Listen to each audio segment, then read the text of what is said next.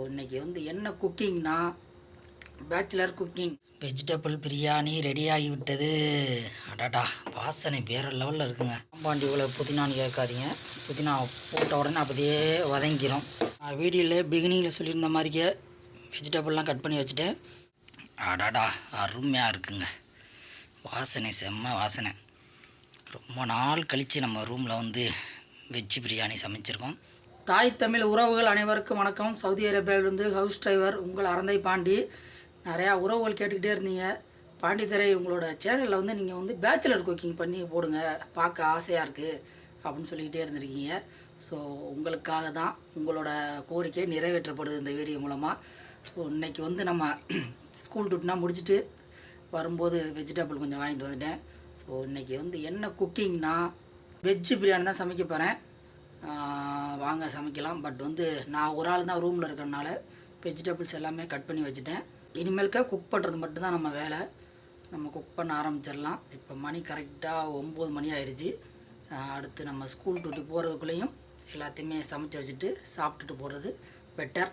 அதுக்கு முன்னாடி நம்ம சேனலை இப்போ தான் புதுசாக பார்க்குறீங்கன்னா நம்ம சேனலை சப்ஸ்கிரைப் பண்ணிட்டு வீடியோ பாருங்கள். வாங்க இப்போ வீடியோக்குள்ளே போகலாம். நான் வீடியோவில் பிகினிங்கில் சொல்லியிருந்த மாதிரியே வெஜிடபிள்லாம் கட் பண்ணி வச்சுட்டேன்.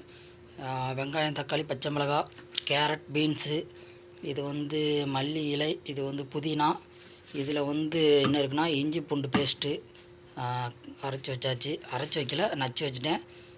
அடுத்து நம்ம சமையல் வெஜிடபிள் பிரியாணி சமைக்க வேண்டியது தான். நம்ம அப்படியே அடுப்பை பற்ற வச்சுட்டு அடுப்பில் சட்டியையும் வச்சாச்சு. நம்மக்கிட்ட நெய் இல்லாத ஒரே காரணத்தினால லோ பட்ஜெட் ஆயிடுச்சு. ஸோ அதனால் என்ன பண்ணுறது, ஆயில் ஊற்றிடலாம்ட்டு ஆயில் எடுத்து ஊற்ற போகிறேன். நான் எடுத்து ஊற்ற போகிறேன்.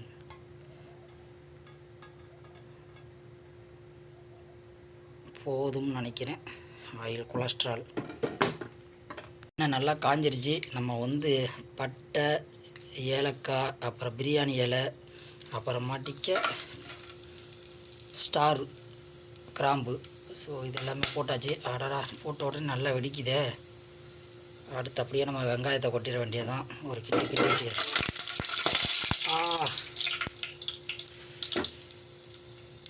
வெங்காயத்தை போட்டுருவோம்.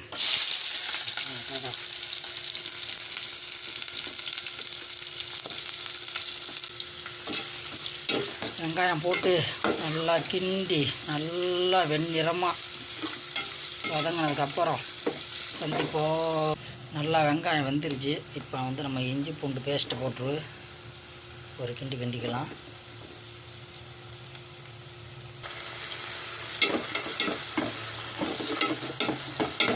இஞ்சி பூண்டுக்கு நல்லா ஒரு கிண்டிட்டு மூடி வச்சுருவோம். நல்லா இஞ்சி பூண்டு பேஸ்ட்டு பச்சை வாசனை நல்லா போகட்டும். அதுக்கப்புறம் தக்காளி போடுவோம். இஞ்சி போட்டு நல்லா வதங்கிருச்சு. இப்போ நம்ம தக்காளியும் பச்சை மிளகாயும் சேர்த்தே போட்டுருவோம். ஏன் பச்சை மிளகா லேட்டாக போகிறோன்னா, வெங்காயத்தோடு போட்டோம்னா ஒரு நூடுல்ஸ் ஆகிராப்பில்.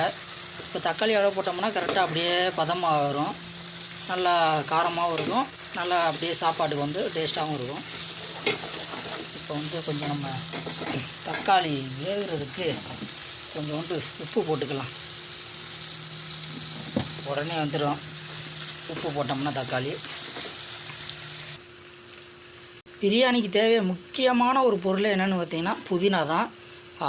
புதினா இல்லாத டேஸ்ட்டு நல்லா இருக்காது, பிரியாணியும் நல்லா இருக்காது. அதே மாதிரி தான் வெஜிடபிள் பிரியாணிக்கும் புதினா இல்லாமல் பிரியாணி நல்லாவாக இருக்கும். ஸோ இங்கே பாருங்கள், தக்காளி நல்லா வெந்துருச்சு.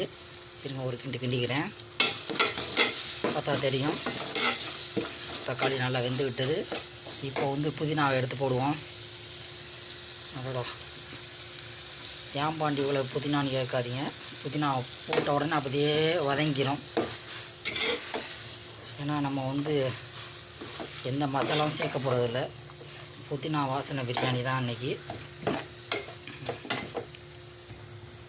புதினா சேர்த்ததுக்கப்புறம் அப்படியே மல்லி இலை அப்படியே பரன்னு ஒரு தூவி விட்டு அதையும் ஒரு கிண்டணும். கிண்டிட்டு வரேன், இருங்க. ரோவில் இந்த புதினாவும் மல்லி இலையும் நல்லா வதங்கிருச்சு. ஆனால் வேறு லெவல் மணமாக இருக்குது. எனக்கு பர்சனலாக எனக்கு கொஞ்சம் தயிர் போட்டால் நல்லாயிருக்கும். நீங்கள் வேணும்னா சேர்த்துக்கங்க, இல்லை சேர்க்கலாட்டி ஒன்றும் பிரச்சனையே இல்லை. தயிர் போடணும்னு அவசியமே இல்லை. எனக்கு கொஞ்சம் சேர்த்தோம்னா நல்லா டேஸ்ட்டாக இருக்குமே அப்படின்ட்டு நான் கொஞ்சம் தயிர் போட்டிருக்கேன். தயிரை போட்டு ஒரு கிண்டி விட்டு அடுத்து வந்து இருங்க வர்றேன். நம்ம கட் பண்ணி வச்சுருந்த பீன்ஸும் கேரட்டும் இப்போ நம்ம போட போகிறோம். கொட்டிடுவோம்மா, தனியாக கொட்டிடும். கொஞ்சம் கொஞ்சமாக அள்ளி போட்டுருவோம். நான் சொல்லியிருந்த மாதிரி இங்கே பாருங்கள், பச்சை மிளகா மட்டும் உடையவே இல்லை, அப்படியே இருக்குது பருத்தியில்.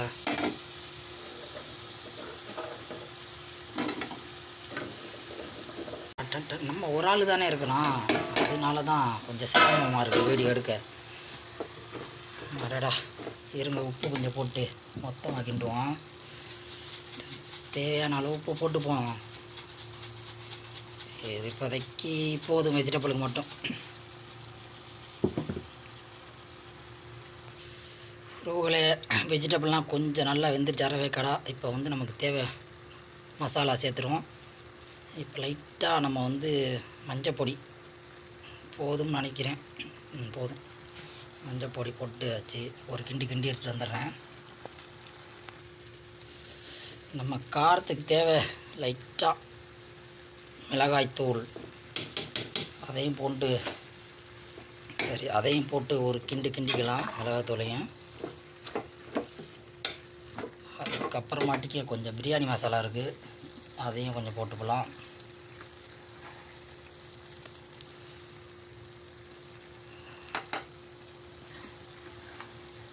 ஓகே, அவ்வளோதான். கொஞ்சம் கரம் மசாலா இருக்குது, சாரி, அதையும் போட்டுக்கலாம்.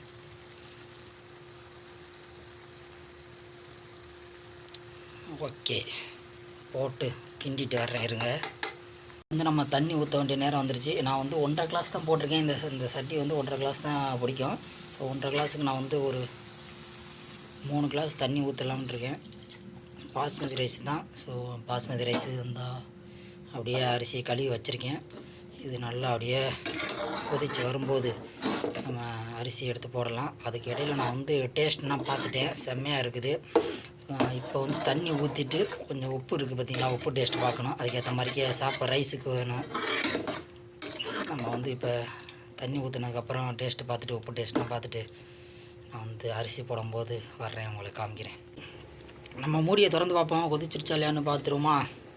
ஸோ கொதிச்சிருச்சு. இப்போ வந்து நம்ம பாஸ்மதி ரைஸ் இங்கே பாருங்கள் இருக்குது, அதை வந்து அப்படியே இதுக்குள்ளே கொட்டிட வேண்டியதான். ஸோ நம்ம வந்து இப்போ அரிசி எடுத்து அப்படியே போட்டுடலாமா.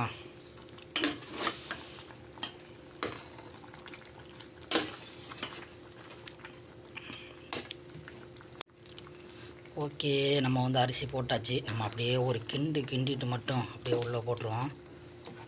ஏன்னா ரைஸ் வந்து உடஞ்சிடாப்புல, எப்படி எப்படின்னு பார்ப்போம். அதுக்கு இடையில் நம்ம வந்து முட்டை அவிச்சிக்க இருக்கிறேன், 4 முட்டை போட்டு.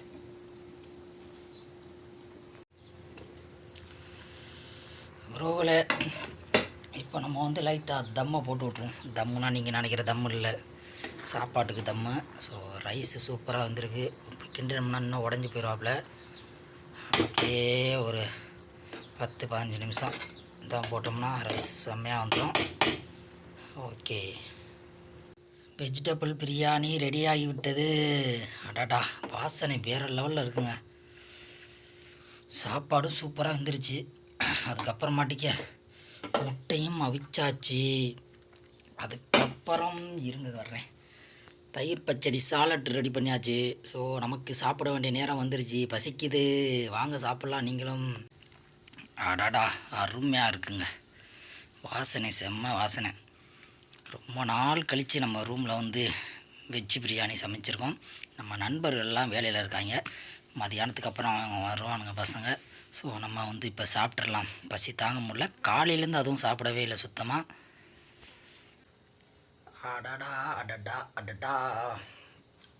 இப்போ வந்து நம்ம ஒரு முட்டையை எடுத்து அப்புறமாட்டிக்கு சாப்பாட்டில் வச்சு தயிர் பச்சடியையும் வச்சு சும்மா வெளுத்து கட்டினோம்னா வச்சுக்கோங்களேன், வேறு லெவலில் இருக்கும்.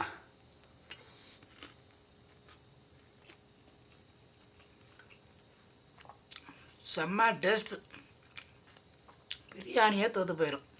அந்த அளவுக்கு டேஸ்ட்டாக இருக்குது வெஜ்ஜு பிரியாணி. அடிபொலி.